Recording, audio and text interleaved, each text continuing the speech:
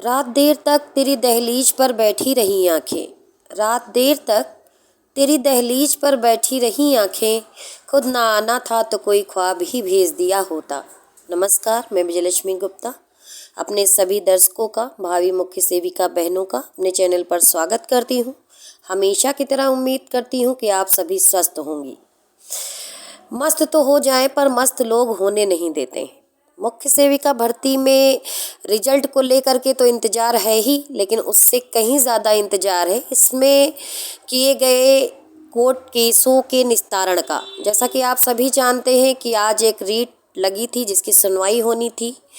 Court number 4 में ये case लगा था। 137 नंबर पर इसकी सुनवाई होनी थी, लेकिन लंच के बाद माननीय जज महोदय डबल बेंच में चले गए और केस की स्थिति यथावत बनी रह गई। साधारण शब्दों में बोला जाए तो आज भी कुछ नहीं हुआ है, परंतु किसी को हताश, निराश, उदास होने की बिल्कुल भी आवश्यकता नहीं है।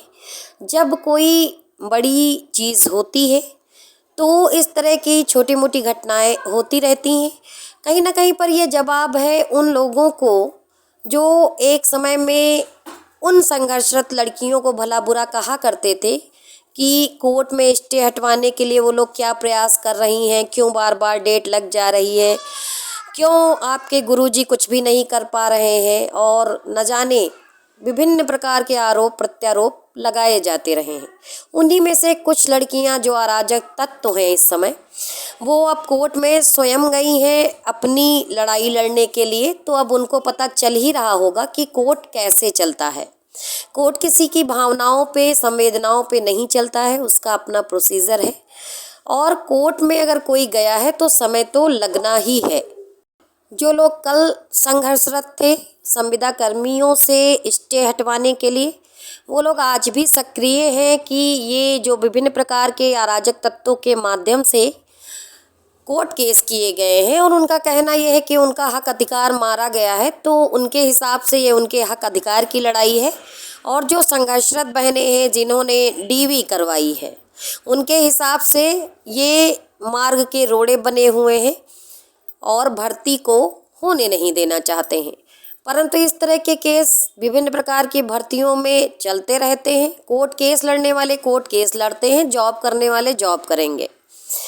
आप सभी को बताना चाहेंगे कि आज कोई सुनवाई हुई नहीं है। अप्रैल के दूसरे ही हफ्ते में इसकी अगली डेट लगी है और प्रबल संभावना है, चूँकि ये अभी भी प्रेस लिस्ट में ही है, तो इसकी सुनवाई हो जाएगी। और आप जानते हैं, मैं आपको आश्वस्त कर देना चाहती हूँ बिल्कुल कि इस तरह के किसी भी केस का फिलहाल भर्ती पर कोई प्रभाव नहीं है। भर्ती की प्रक्रिया यथावत चलती रहेगी और आयोग जिसने निर्धारित समय दिया है वो अपने निर्धारित समय पर परीक्षा परिणाम भी जारी कर देगा, ऐसी प्रबल संभावना है। क्योंकि भर्ती पर किसी प्रकार का कोई स्टे नहीं है और इस तरह के केसों का कोई मतलब भी नहीं है।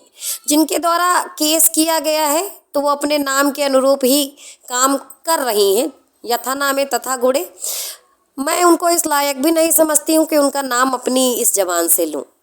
बाकी जितने लोग संघर्षरत हैं, समझदार हैं, काफ़ी साहसी भी हैं और धैर्य भी रखते हैं, वो अपने धैर्य और साहस के बल पर संघर्ष की लड़ाई आगे तक लड़ते रहेंगे जब तक कि रिजल्ट ना आ जाए और उनको नियुक्ति पत्र मिल ना जाए। इसीलिए मेरा ये कहना है अपनी संघर्षरत बहनों से कि बिल्कुल भी परेशान नहीं होना है।